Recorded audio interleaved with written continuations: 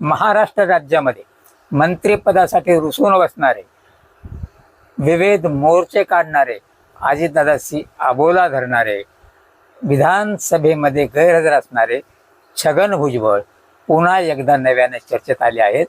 ते म्हणजे त्यांनी आता मंत्री झाल्यानंतर एका वृत्तवाहिनीला दिलेल्या मुलाखतीमध्ये सांगितलं, जेव्हा धनंजय मुंडेंना क्लीन चिट मिळेल तेव्हा मी स्वतःहून राजीनामा देईल. याचा अर्थ सध्या धनंजय मुंडेवरच्या गुंडांवर जी केस आहे ती मिटवण्यापुरतं छगन भुजबळ यांना मंत्रिपदी घेतलं आहे. आणि त्यातले त्यात नगर परिषदा, पंचायत समित्या, जिल्हा परिषदा आणि महानगरपालिकाच्या निवडणुकीमध्ये ओबीसीचं मतदान आपल्याकडे यावं म्हणून ही देवेंद्र फडणवीसांची खेळी आहे.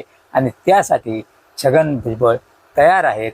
म्हणूनच ते म्हणाले की ज्यावेळी धनंजय मुंडेंना क्लीन चिट मिळेल त्यावेळी मी राजीनामा देईल.